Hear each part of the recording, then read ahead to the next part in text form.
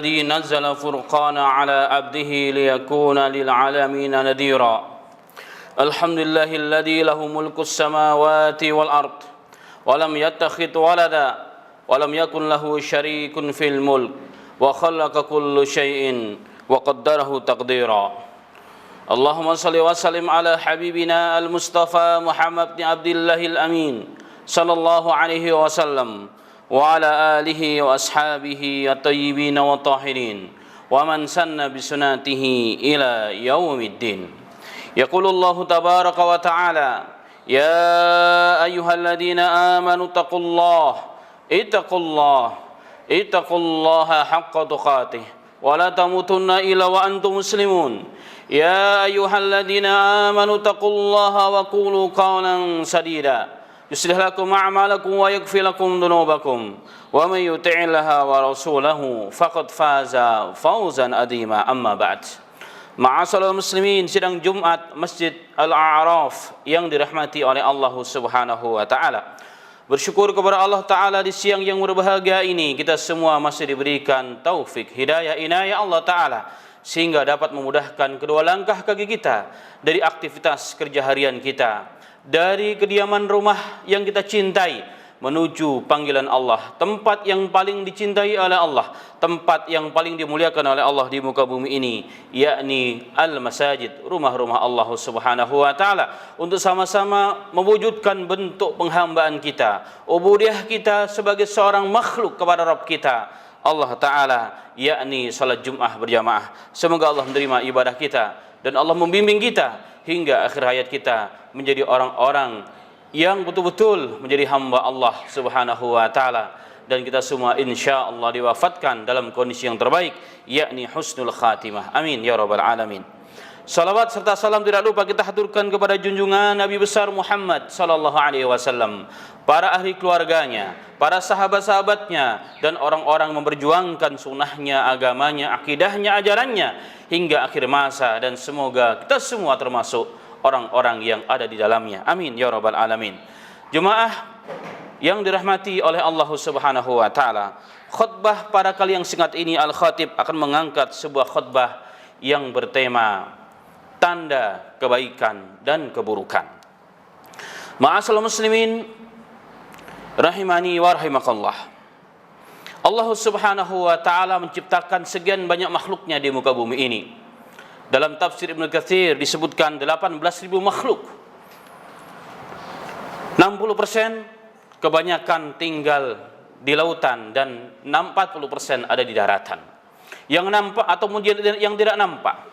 Bahkan dalam penelitian pada tahun 2007 ditemukan 700 sekian ribu makhluk selain manusia, selain jin yang ditemukan di muka bumi ini, dan setiap hari Allah taala menciptakan makhluk-makhluk baru, dan itu pun sesuai dengan firman Allah, kullu yaumin huwa bi sya'nin fa bi ayyi ala'i rabbikuma tukadziban. Dan Allah setiap harinya selalu dalam kehendaknya, di antara kehendak Tuhan kita, di antara kehendak pencipta kita Rabbul Alamin, Rabbus samawati wal ard, adalah mematikan dan menghidupkan, menciptakan dan menghancurkan. Dan di antara yang diciptakan adalah makhluk-makhluk baru sebagai pelengkap penghuni jagat raya ini hingga akhir zaman. Ma'asal muslimin, tetapi dari 700 sekian atau dari 2, sekian juta, hanya sekitar 900 lah yang sudah dikatalogkan oleh para ahlinya. Dan di antara makhluk-makhluk yang begitu banyak ini, yang nampak atau yang tidak nampak, yang Allah beritahu ke kita ataupun yang tidak, yang kita mengetahui ataupun yang tidak, di antara makhluk yang paling dicintai oleh Allah, yang Allah mensifati dengan ahsanut taqwim, sebaik-baik bentuk dan ciptaan, adalah makhluk yang bernama al-insan, yakni manusia. Dan Allah Ta'ala berfirman dalam Al-Quran, laqad khalaqnal insana fi ahsani taqwim. Sesungguhnya kami, yakni Allah Ta'ala, telah menciptakan manusia dengan sebaik-baik ciptaan. Ya ayyuhal insanu ma gharraka bi rabbikal karim alladzi khalaqaka fasawwaka fa'adalak fi ayyi suratin ma syaa rakkabak. Wahai manusia, kenapa Anda tertipu? Kenapa Anda tertipu dan Anda berbuat durhaka kepada Tuhan yang Maha Esa, kepada Tuhan yang Maha Bijaksana, kepada Tuhan yang menyempurnakan engkau dalam penciptaannya? alladzi khalaqaka fasawwak, yang telah menciptakan engkau dan menyempurnakan ciptaanmu, fa'adalak, dan mengimbangkan ciptaanmu. Ma'asal muslimin, manusia diciptakan dalam kondisi yang sangat seimbang, seimbang dalam segala hal, seimbang dalam segala hal. Kita lihat saja, kita ambil contoh. Manusia menciptakan mata, Allah menciptakan mata pada manusia pada posisi yang sangat seimbang antara kanan dan kiri dan di tengah-tengah. Allah mampu menciptakan mata, satu di depan, satu di belakang. Tapi menjadi sunnatullah, qadarullah subhanahu wa ta'ala ibadihi yang bernama manusia ini. Allah ciptakan manusia dalam kondisi fa'adalat, Allah ciptakan dengan seimbang dalam segala hal. Tangannya seimbang, kakinya seimbang, semuanya seimbang, yang nampak ataupun yang tidak nampak. Itulah Allah subhanahu wa ta'ala. Fi ayyi suratin ma syaa rakabak. Allah menciptakan manusia sesuai dengan kehendak Allah. Apa yang Allah ingin ciptakan, si fulan jadikan sebagai orang yang ganteng, si fulan jadikan sebagai orang yang cantik, si fulan ciptakan dalam kondisi kulit yang berwarna kuning, coklat dan seterusnya. Itu semua adalah kehendak Allah subhanahu wa ta'ala. Tapi secara umum bahwa manusia itu diciptakan dalam kondisi yang sebaik-baiknya.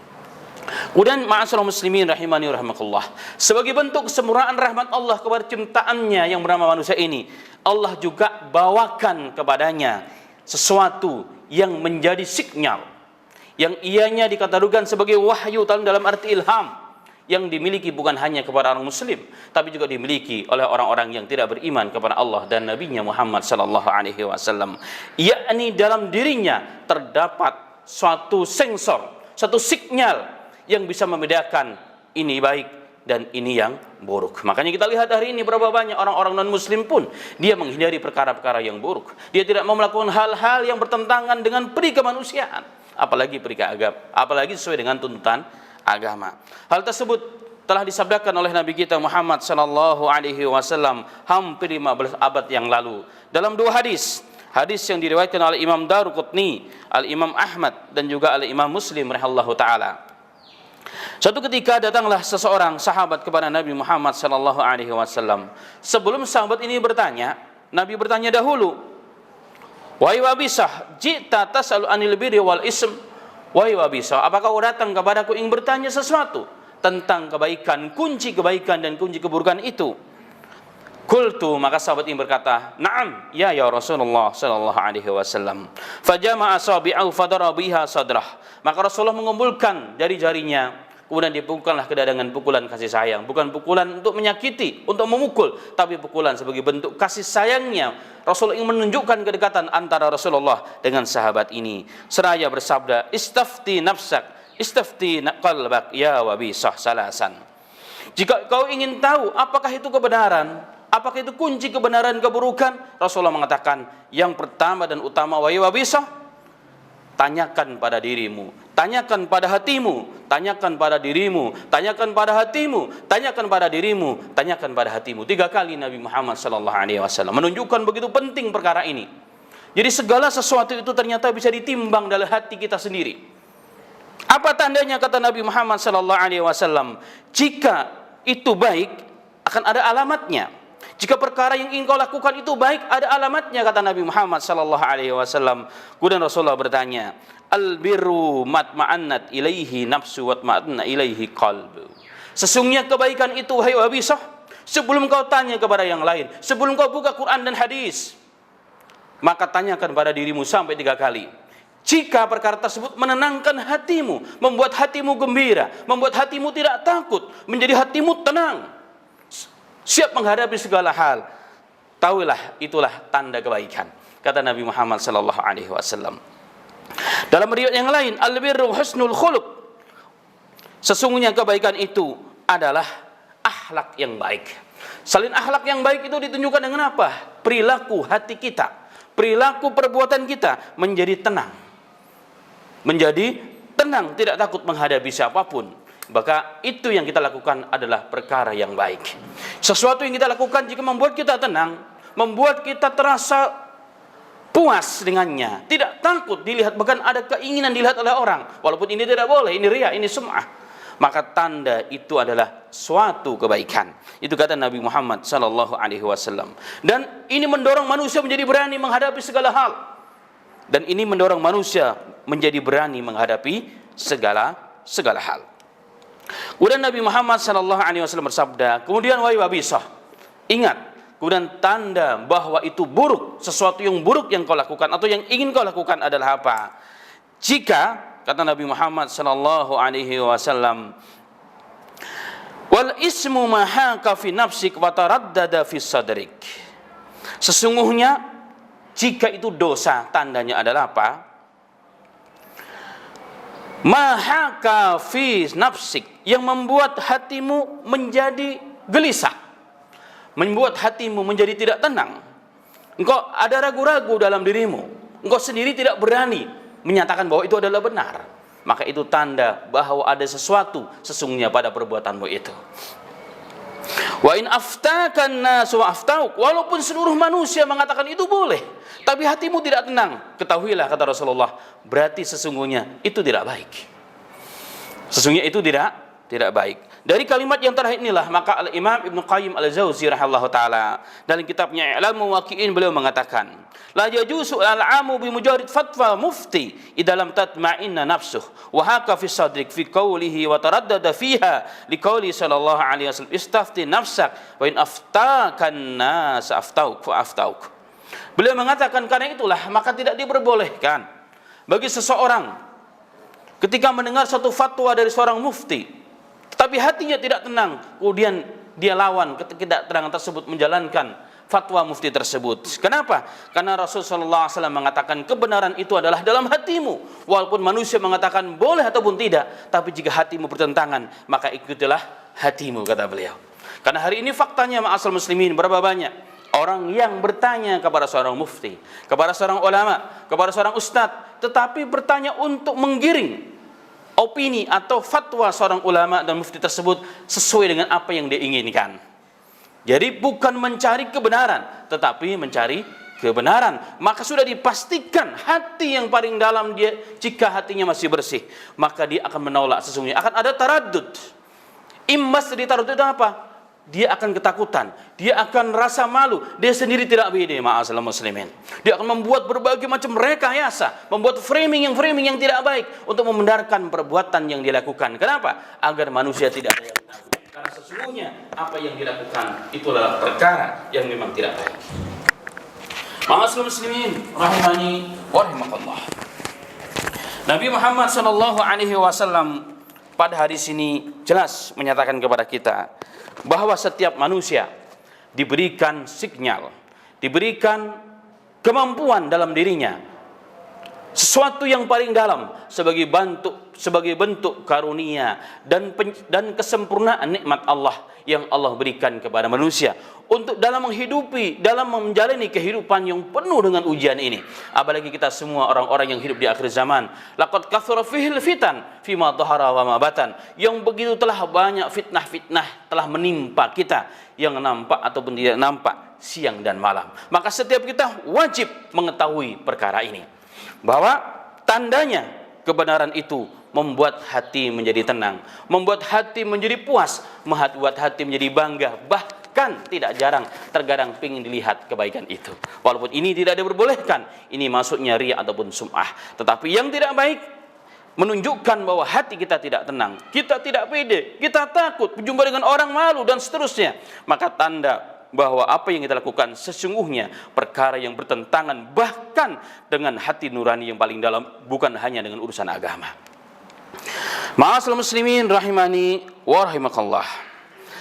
Maka dalam hadis ini ditegaskan oleh para ulama bahwa manusia muslim atau non muslim diberikan sinyal ini, diberikan satu karunia yang Allah berikan hanya kepada manusia ini, dan itu merupakan bentuk kesempurnaan Allah Subhanahu wa taala.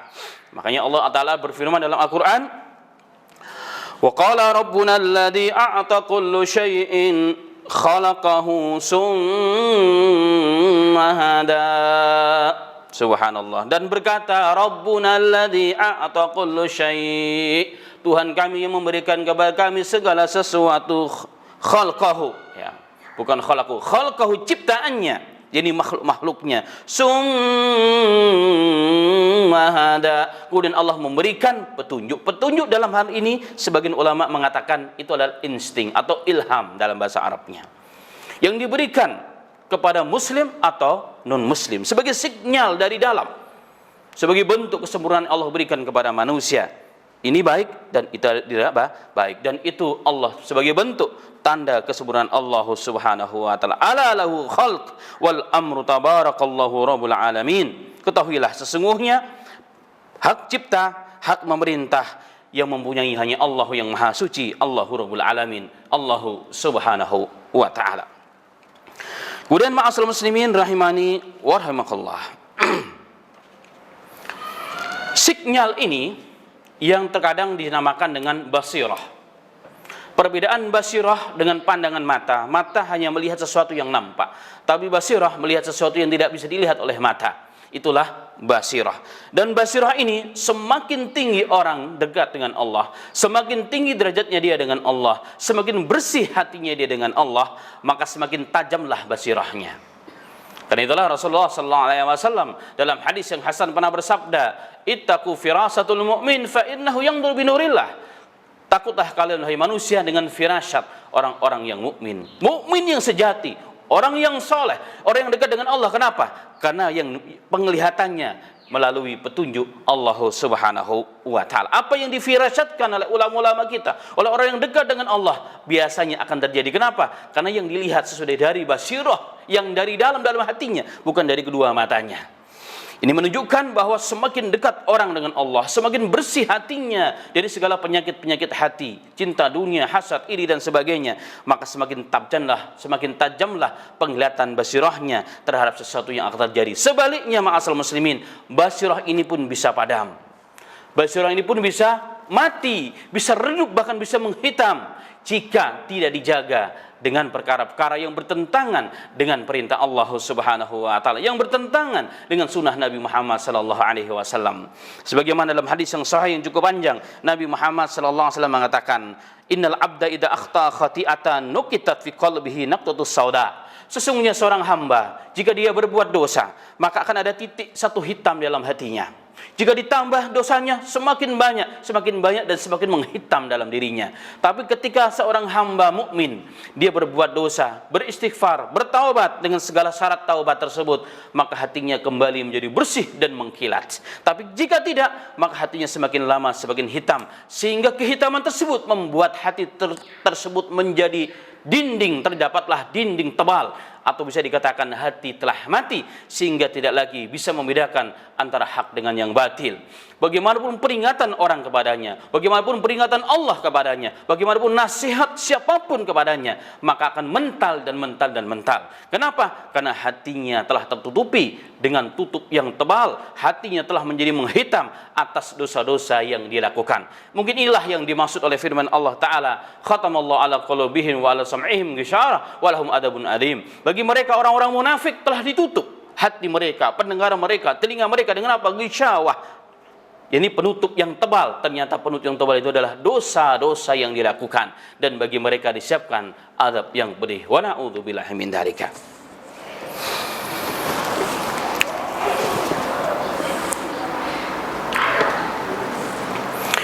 Alhamdulillahirabbil alamin. Hamdan katsiran tayyiban mubarakan fihi kama yuhibbu rabbuna wa yarda. Allahumma shalli wa sallim ala Muhammadin sallallahu alaihi wasallam wa ala alihi wa ashabihi at-tayyibin wa tahirin wa man sanna bi sunnatihi ila yaumiddin. Amma ba'd. Ma'asyiral muslimin, sidang Jumat Masjid Al-A'raf yang dirahmati oleh Allah Subhanahu wa taala.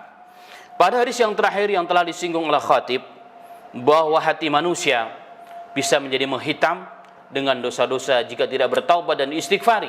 Tetapi sebaliknya hati manusia semakin mengkilat, semakin bersih, bercahaya. Lahul lama'ul bayda, akan ada cahaya yang putih cemerlang dalam hatinya jika dia orang yang baik, jika dia orang yang bersih hatinya dari segala penyakit dan juga dari segala dosa-dosa yang dia lakukan. Karena itulah ma'asyiral muslimin rahimani wa rahmatullah, maka tugas kita adalah menjaganya. Menjaga hati kita agar tetap menjadi baik. Jangan sampai hati kita menjadi sebaliknya. Kenapa? Karena hati yang baik semakin tajamlah dalam dirinya. Sebelum dia melihat kepada Quran dan hadis, sebelum dia bertanya kepada para ustadz dan ulama, hati yang paling dalam pun akan bisa membedakan bahwa ini baik dan ini tidak baik. Dan ini karunia yang Allah berikan kepada hamba, sebagian hamba-hambanya yang dikurani ketaatan dan ketakwaan kepada Allah Subhanahu wa taala. Kemudian ma'asyiral muslimin rahimani wa rahimakallah. Pada hadis ini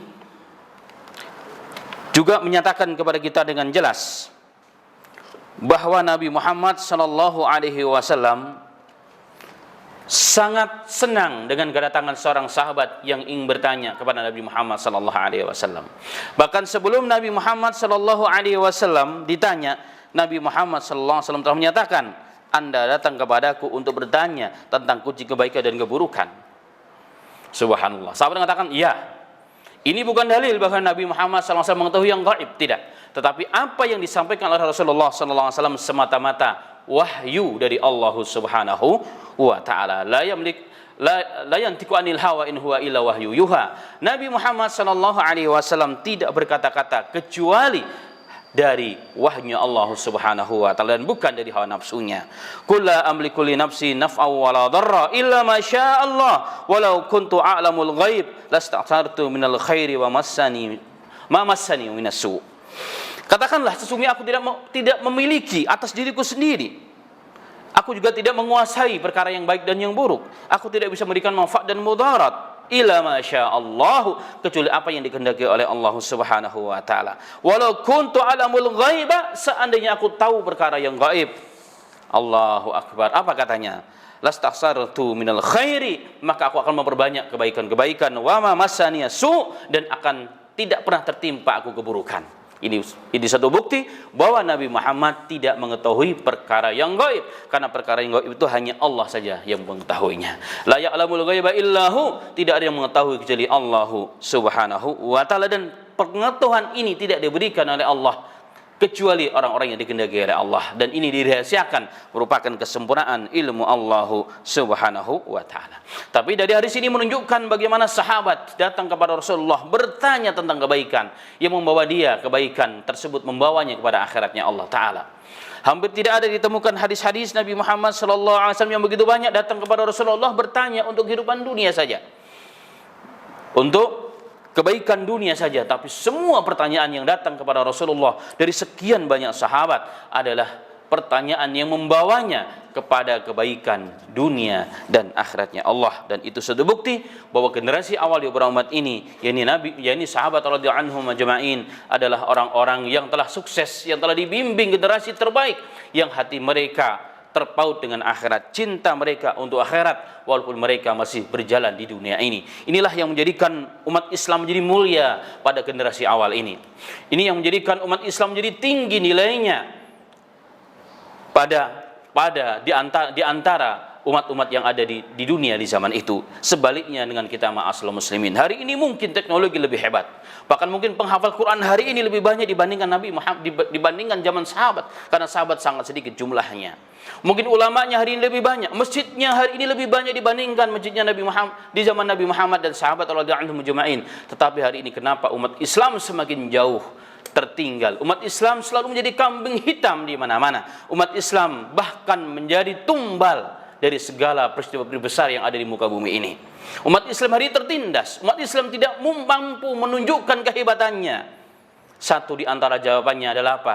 Karena mayoritas umat Islam hari ini, pemimpinnya atau rakyatnya, cintanya, hatinya adalah untuk dunia yang semu ini, bukan untuk akhiratnya Allah Ta'ala. Rela mengorbankan akhirat dan surganya, rela menjual agamanya dan akidahnya demi untuk dunia ini. Wa na'udzubillahi min dzalika. Semoga apa yang disampaikan pada khutbah kali yang singkat ini menambah maklumat kita, menambah yakin kita kepada agama kita, dan semakin bersyukur kita sebagai hamba Allah, karena ternyata telah diberikan begitu banyak nikmat. Di antaranya adalah nikmat pembeda insting ilham dalam diri setiap kita yang bisa membedakan antara hak dengan yang batil. Semoga ini menuntun kita, siapapun kita, sebagai hamba biasa, sebagai abdi negara atau sebagai rakyat jelata, sebagai pedagang atau sebagai politikus, kita semua membawa hal ini dan bisa menilai segala sesuatu dari hati yang paling dalam, sebagaimana tadi telah disabdakan oleh Nabi kita Muhammad sallallahu alaihi wasallam. Amin, amin, amin ya rabbal alamin.